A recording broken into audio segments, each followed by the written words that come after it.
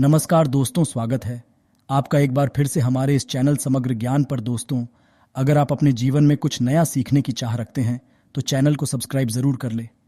नमः शिवाय, हर हर महादेव, जय महाकाल। आप सबको पता है सावन का बहुत ही पवित्र महीना चल रहा है। मेरे देव आदिदेव महादेव जी की कृपा सदैव आप भक्तों पर यूं ही बनी रहे, आपकी सारी मनोकामनाएं पूरी हो, यही मैं महादेव जी से प्रार्थना करता हूं। सबसे पहले मेरे इस चैनल पर जुड़े हुए सभी माताओं, बहनों, भाइयों को रक्षाबंधन की बहुत बहुत शुभकामनाएं। सभी अपने घर पर पहुंच चुके होंगे, रक्षाबंधन का वेट कर रहे होंगे। किस समय राखी बांधनी है, किस समय नहीं बांधनी है, ऐसा असमंजस अगर आपके हो रहा है तो इसी चैनल पर मैंने एक बना दिया है। उसी पर्टिकुलर समय पर आपको राखी बांधनी होगी, जो कि आपके भाई की आयु को लंबा करेगा, उसे यश प्राप्ति होगी और इसकी सारी मनोकामनाएं पूरी होगी। वो हमेशा उन्नति की तरफ जाएगा, वो हमेशा आपको रक्षा का वचन देगा और आपकी रक्षा भी करेगा। बहुत ही अद्भुत सा वीडियो है, ज़रूर देखिएगा।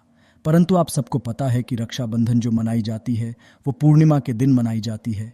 श्रावण मास की जो आखिरी पूर्णिमा आती है, शुक्ल पक्ष की पूर्णिमा, उस दिन मनाया जाता है। तो वही दिन आज पड़ रहा। अगर आपके साथ में भी कुछ इस तरीके की समस्या है कि आपकी कोई मनोकामनाएं काफ़ी समय से पूरी नहीं हो रही है, या फिर आपके भाई के साथ, बच्चे के साथ कुछ भी उल्टा सीधा सा हो रहा है, कुछ भी उसके जीवन में सही नहीं चल रहा है, तो मात्र आपको छोटा सा उपाय करना होगा। जितनी भी मेरी माताएं, बहनें इस वीडियो को सुन रही हैं, देख रही हैं, अपने बच्चों के लिए और अपने पति के लिए ये वाला उपाय ज़रूर करना। बहुत ही अद्भुत और अचूक उपाय है। पूज्य गुरु जी की कथा से सुनकर के और समझकर के पूरे उपाय को बड़े ही विस्तार से, परंतु उससे पहले आप सबसे एक छोटी सी गुजारिश करूंगा कि जो लोग पहली बार आए हैं चैनल को सब्सक्राइब ज़रूर कीजिएगा और वीडियो को लाइक करके महादेव जी का कोई सा भी प्यारा नाम कमेंट बॉक्स में लिखना मत भूलिएगा।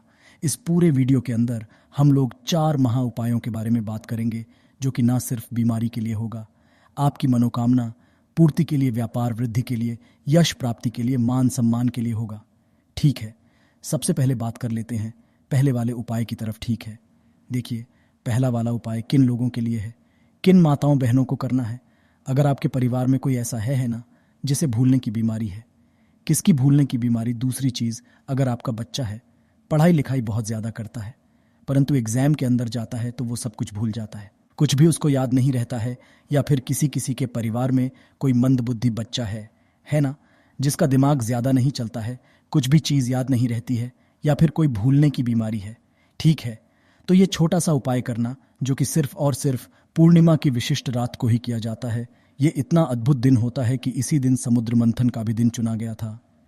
मैं कई बार अपने वीडियो में बता चुका हूँ, कथा में बता चुके हैं। ठीक है, तो अगर ऐसी समस्या है तो आपको पूर्णिमा की रात छोटा सा उपाय करना है। ध्यान से सुनना, आपको लेना होगा गाय माता का कच्चा दूध है ना, गाय का कच्चा दूध है ना। अब दूध तो हर जगह मिल जाएगा, परंतु इस उपाय में खास बात क्या है, वो चीज़ ध्यान रखिएगा।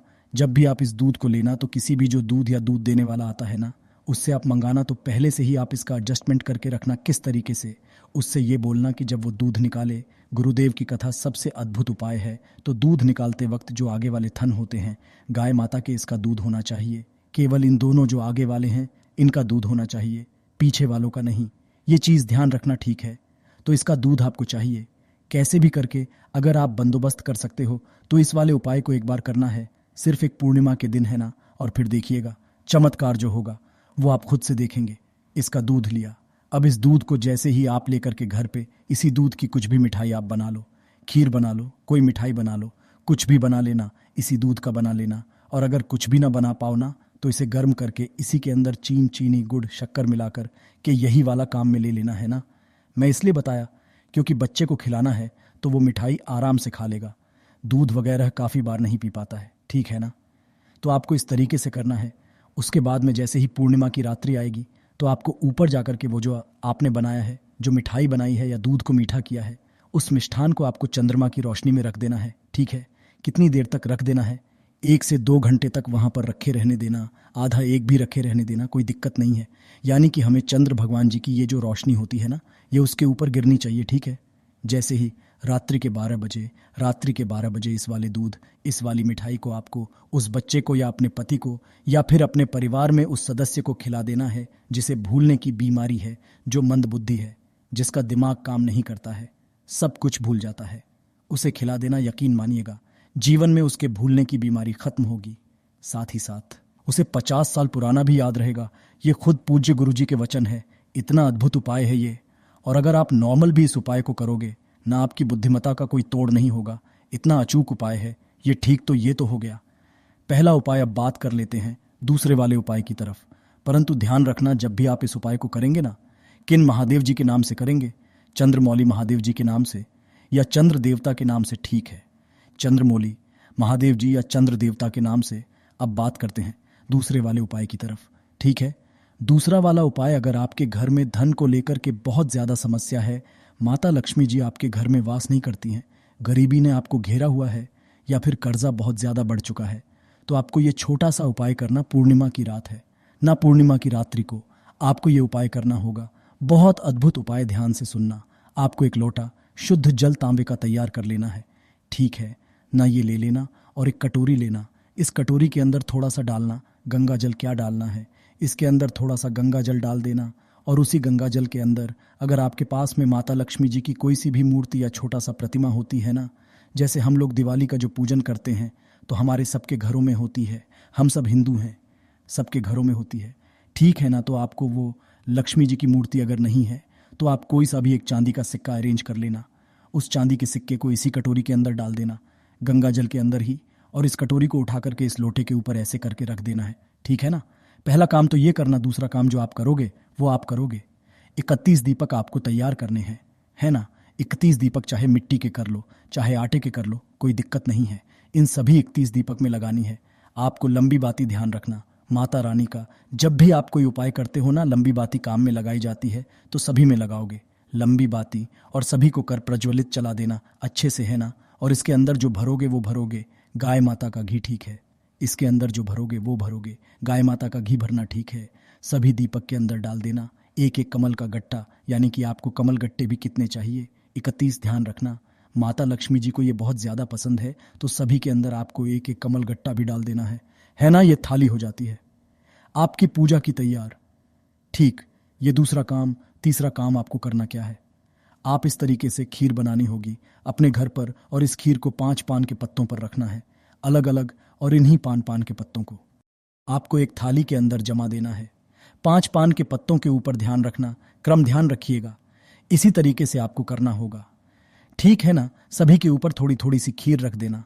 अब ये जो काम हुआ है ना, इसके बाद में आपको पहुंचना होगा कहाँ पर? जब भी चंद्रमा की रोशनी निकल जाए ना, आपको रात्रि में ऊपर की तरफ जाना होगा, छत पर ही। ठीक है, यहाँ पर पहुँचना। एक तरफ में आपने जो लौटा लिया है, जिसके ऊपर कटोरी के अंदर आपने वो रखा हुआ है, एक सिक्का या मूर्ति है ना, वो रख देना। यहाँ पर आपको दीपक की प्लेट लगा देनी है, और जो दूसरी प्लेट है जिसके अंदर 5 पान के पत्तों के ऊपर आपने खीर लगाई है ना, वो रख देना। उसके बाद यहाँ पर दिया बत्ती धूप बत्ती आपको लगाकर कि माता लक्ष्मी जी का पूजा अर्चना पूरे तहे दिल से करना है।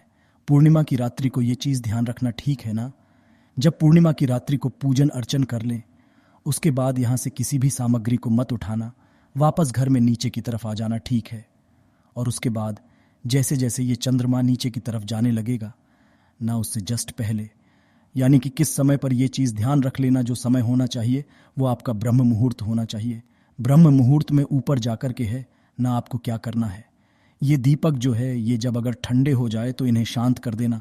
इन्हें धो करके या तो आप काम में ले लेना।